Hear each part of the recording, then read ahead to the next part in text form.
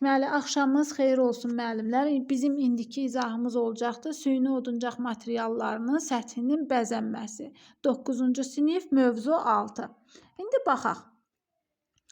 Bax, süni oduncaq materialı SOM kimi yazılır. Qısaldılmış formada SOM. Yəni süni oduncaq materialı. Deməli, süni oduncaq materialları hansılardır? Fanerdir, oduncaq lifli lövhələrdir, OLL-lərdir. Sonra onların müxtəlif növləridir. Oduncaq yonqarlı lövhələrdir, yəni OYL-lər.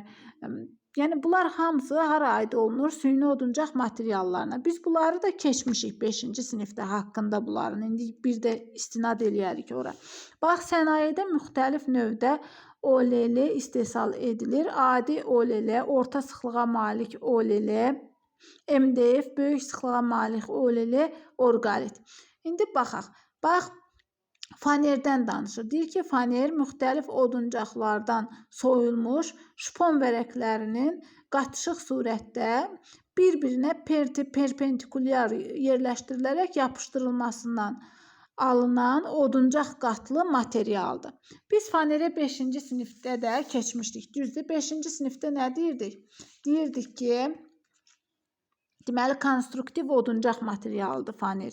3 və daha artıq soyulmuş şpon təbəqəsinin üst-üstə yapışdırılması ilə nə olur? Hazırlanır. Bax, burada da görürsünüz 3 dənədir. Sonra deyirdik ki, şpon da nədir? Şpon da deyirdik ki, xüsusi dəzgahlarda kəsilmə yolu ilə alınmış təbəqədir, nazik oduncaq təbəqəsidir. Soyulmuş şpon deyəndə deyirdik ki, soyma dəzgahlarında fırlanan vallardan enli bıçaqla kəsilməsi ilə alınan təbəqə idi. Düzdür. Fanerin alınmasında da 5-ci sinifdə deyirdi ki, şpon lenti müvafiq ölçüdə kəsilir, quruducu kameralarda qurudur, sonra təbəqələrə yapışqan çəkilir, çəkib bir-birinin üzərinə perpendikulyar olmaq şərti ilə yapışdırıb presləyirik. Demişdik ki, faner oduncaqdan möhkəmdir, çatlamır, yaxşı əyləndir, asan emal olunandır. Evlərin tikintisində demişdik, sonra mebeldə, maşın qayırmada fanerdən istifadə olunur. Bu bizim 5-ci sinifdə faner haqqında olan məlumatımız. Deməli, burada da deyir ki, fanerin hazırlanması üçün enli yarpaqlı və iynə yarpaqlı ağac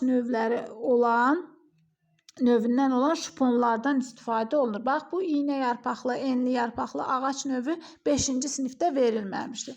Burada yadda saxladıq ki, deməli, fanerin hazırlanmasında hansı ağac növlərindən istifadə olundu? İynə yarpaqlı və enli yarpaqlı. Bax, xarrat lövhəsində də var bu ağaclar. Deyirdi ki, xarrat lövhələrinin hazırlanması üçün də iynə yarpaqlı və enli yarpaqlı ağac növlərindən istifadə olundu. Bax, buradan bir nəticəyə gəldik ki, həm faner, həm xarrat lövhəsi hazırlanmasında həm iynə yarpaqlı ağacdan, həm enli yarpaqlı ağaclardan material kimi istifadə olunur. İndi baxırıq. Bax, şpon nədir? Şpon qabığı təmizləndikdən sonra termik emaldan keçmiş şalbandan alınır. Deməli, şalbanın qabığını təmizləyirik. Termik emalda nədir? Onun qurudulması. Qurudulur. Ondan sonra da nə edirik? Başlayırıq ondan şpon hazırlamağa. Deməli, fırlanan vallardan enli soyma bıçağı ilə fasiləsiz olaraq kəsilən yonqar nə adlandı? Şpon adlandı. Bax, qurudulmuş və biçilmiş şpon vərəqlərinə dezinfeksiya edici məhlullar hopdurulur və onlar bir-birinə perpendikulyar yerləşdirilərək yüksək temperatur və təzyiq altında yapışdırılır. Deməli, nə edirik? Əvvəlcə qurutduq şalbanı qabığını təmizləyəndən sonra fırlanan vallar arasında kəsərək şpon aldıq.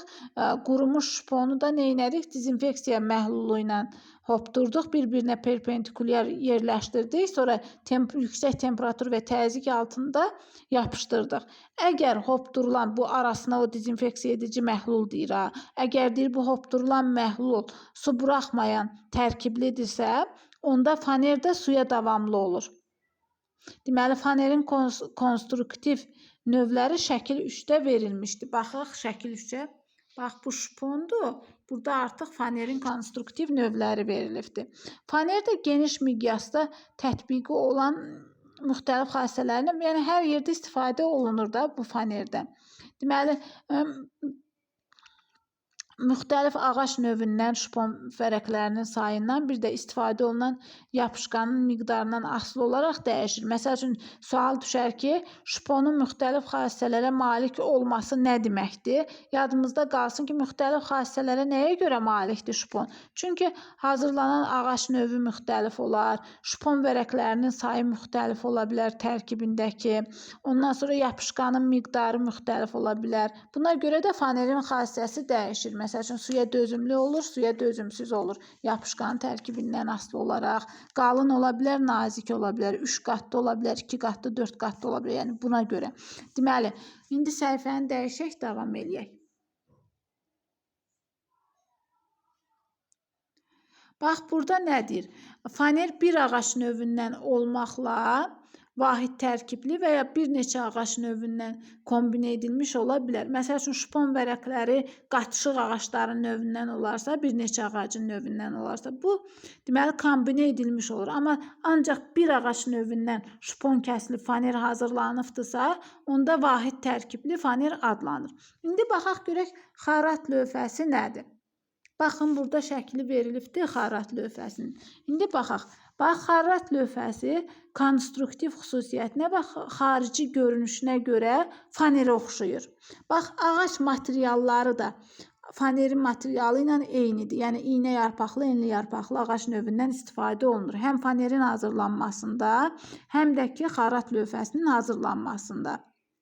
İndi baxaq görək fərqi nədir? Bax, bu yapışdırılmış təbii ağaclardan ibarət yonulmuş faner və ya şponla üzlənmiş lövhədir. Bax, görürsünüz, təbii ağaclardır, bir-birinə yapışdırılıb, üzərinə də fanerdən və yaxud şpondan üz çəkilibdir. Ona görə onu xarat lövhəsi adlandırırlar. Faner, deməli, şpon təbəqələrinin üst-üstə perpendikulyar yapışdırılması yolu ilə adlanırdı. Amma xarat lövhəsi ağac qırıqlardır, bir-birinə yapışdırır, üstdən üzdənir. Üzdənən zamanda ya fanerlə üzdənibdir, görürsünüz, ya da ki, deməli, şponla üzdənə bilər.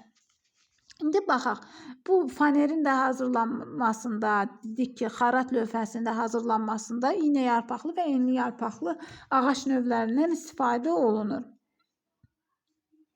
Bax, soruşar ki, hansıdır ağac kütləsindən ibarət xammal, yadınızda qalsın ki, xarat lövhələri.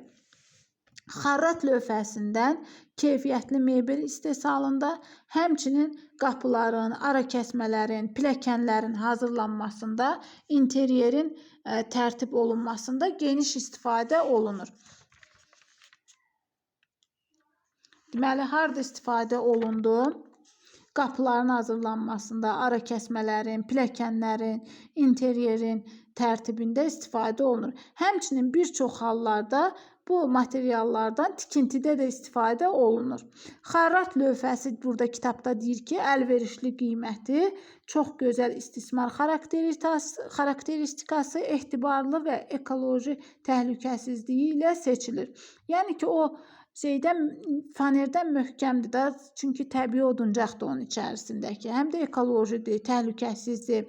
Bundan başqa xarat lövhələri MDF və OLP-yə nisbətən daha davamlıdır. Nəyə görə?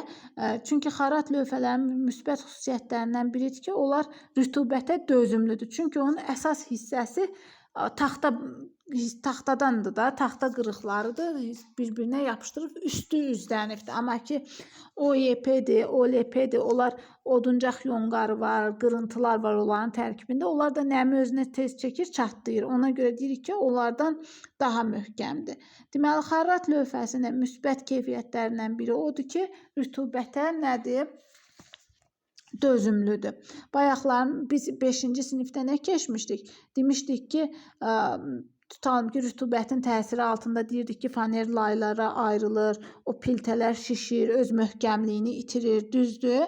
Amma ki, xarat lövhəsi onlardan dözümlüdür, güclüdür. İndi baxaq görək süni oduncaq materiallarının səthini necə bəzəmək olar. Bax, faner və xarat lövhəsinin səthində bəzəmə işləri oduncaqdakindən heç də fərqlənmir. Yəni, oduncaqda necə bəzədilirsə, səth. Xarat və xarat lövhəsi ilə fanerin də səthində bəzəmə işləri eyni ilə aparılır. Axı onlar da oduncaqdan hazırlanmışdır. Yəni tərkib olaraq eyni tərkibdir də, oduncaqdan hazırlanıblar. Deməli bu səbəbdən onları əvvəlcə, deməli fanerdə xarat lövhəsində əvvəlcə nə edirik? Xırda zərrəcikli sumbata kağızı ilə cilalayırıq. Sonda isə astarlama, yəni ara məsafələrin doldurulması işləri görülür. Birinci cilaladıq, sonra o ara birləşmə hissələr var, o ara məsafələr doldurulur, astarlanır. Yəni hər iki süni oduncaq materialının dekorativ bəzədilməsi zamanı səthi qoruyucu şəffaf lakla da örtmək olar. Deməli, bəzəmənin bu növündə materialların teksturası örtülmür. Yəni, şəffaf lakla örtürüksə qoruyucu məqsədli. O tekstura, o fanerin üzərindəki bu xəttlər var, bunlar, məsəl üçün, xarat. Onlar, yəni ki, o teksturası görünür şəffaf qaldığı üçün. O tekstura örtülmür, şəffaf qalır. Ona görə də belə bəzəmə xarrat bəzəməsi adlanır. Deməli, əgər şəffaf qalırsa, süni oduncaq materiallarının üstü, yəni ki, o ton verilmirsə, öz rəngində qalırsa, bu xarrat bəzəməsidir. Şəffaf qalan xarrat bəzəməsi adlanır. Əgər süni oduncaq materialının teksturası rəngli boya ilə rənglənib görünməzsə, bu zamanda deməli, necə adlanır? Qeyri-şəffaf və yaxud rəngsəz bəzəməsi. Bax, rəngsəz bəzəməsi desə, rəng varsa, qeyri-şəffafdır desə, biz bunu aid etdik hara? Deməli, boyanın üstü örtülməsinə. Qeyri-şəffaf desə, rəngsəz bəzəməsinə, yəni rənglənirsə. Amma ki, şəffaf qalırsa, xarrat bəzəməsi adlandıracağıq. Deməli, bəzəmənin sadalanan növlərindən başqa digər bədii bəzəmə növləri də mövcuddur. Bax, bunlara nələr daxildir? Burada göstərilibdir. Baxaq.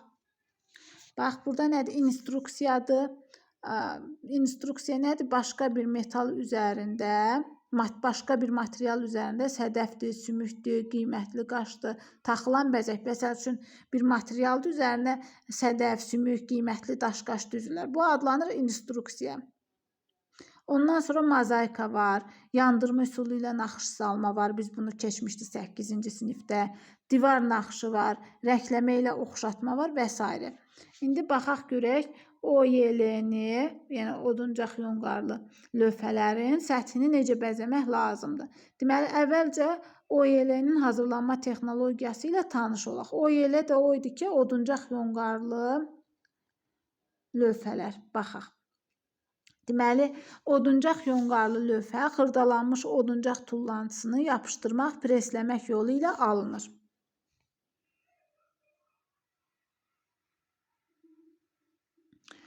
Deməli, biz o 5-ci sinifdə də OYL, oduncaq yonqarlı piltələr haqqında öyrənmişdik. Demişdik ki, yonqar, kəpək, oduncaq tozu halına salınmış oduncağın eyni vaxtda preslənmə və yapışdırılma yolu ilə hazırlanırdı. Bir də demişdik ki, OYP-də